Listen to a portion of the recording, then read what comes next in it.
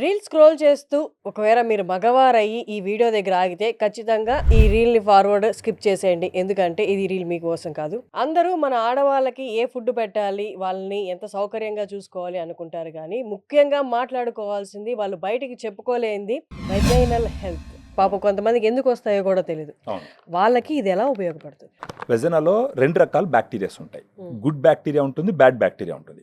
Good bacteria count ఎక్కువ ఉండడం వల్ల బ్యాడ్ బ్యాక్టీరియాని కంట్రోల్ చేసి పెడుతుంది అనమాట.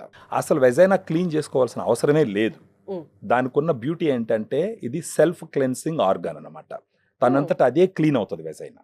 కానీ అన్ఫార్చునేట్గా ఏం చేస్తారు, ఫుల్ వాటర్ తీసేసి బాగా హార్ష్ఫుల్గా క్లీన్ చేస్తారు.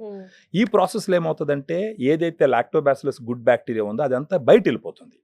అది వెళ్ళిపోయినప్పుడు అక్కడ ఉన్నటువంటి బ్యాడ్ బ్యాక్టీరియా అది రెచ్చిపోతుంది అనమాట.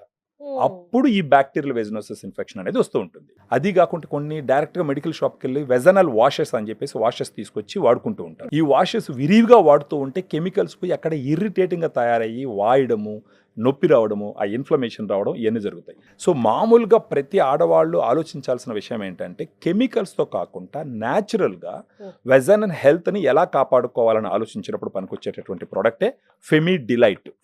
కెమికల్స్ లేవు, ఇది కెమికల్స్ కాదు, దీంట్లో గుడ్ బ్యాక్టీరియా.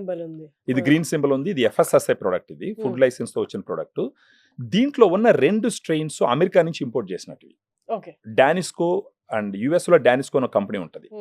ఆ కంపెనీ నుంచి, అంటే వాళ్ళు ఈ స్ట్రెయిన్స్ గత 20 సంవత్సరాల నుంచి ప్రపంచం మొత్తం మీద వాడుతూ ఉన్నారు. ఇండియాలో ఇప్పుడిప్పుడే వస్తున్నాయి.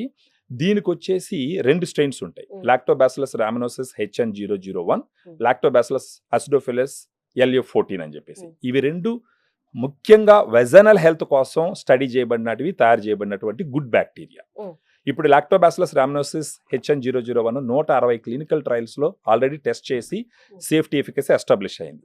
అదేవిధంగా లాక్టోబాసిల్లస్ అసిడోఫిలస్ LF14 వచ్చేసి ఆల్మోస్ట్ 30 నుంచి 60 క్లినికల్ ట్రయల్స్ లో ఆల్రెడీ స్టడీ చేయబడింది. అంటే ఇది ఓరల్ గా తీసుకోవాలా? రోజుకు ఒక క్యాప్సూల్ తీసుకోవాలి. అంటే ఇప్పుడు ఇన్ఫెక్షన్ స్టార్ట్ అయింది నాకు, లేదా సిమ్టమ్స్ ఇరిటేటింగ్ గా ఉంది అన్నప్పుడు ఇది తీసుకోవచ్చా? ఇన్ఫెక్షన్స్ వచ్చినప్పుడు తీసుకోవచ్చు, లేదు ఇన్ఫెక్షన్స్ రాకుండా కాపాడుకోవాలన్నప్పుడు ప్రివెంటివ్ మెజర్ గా కూడా తీసుకోవచ్చు. సిమ్టమ్స్ ఉంటే తీసుకుంటాను, సిమ్టమ్స్ లేకుండా నార్మల్ డైలీ లైఫ్ లో వాడడం కష్టం కదా. అంటే కొంచెం వాళ్ళకి ఇరిటేటింగ్ గా అలా ఇలా ఉంటుంది, అలా వాడచ్చు. లేదు మనకి ఎలాంటి ఇష్యూ రాకూడదు అనుకున్నప్పుడు 6 నెలలకు ఒకసారి, నెలకు ఒకసారి దీన్ని తీసుకోవచ్చు. అది ఓకే. రోజుకు ఒక క్యాప్సూల్ లెక్కన 30 రోజులు తీసుకొని పక్కన పెట్టించండి.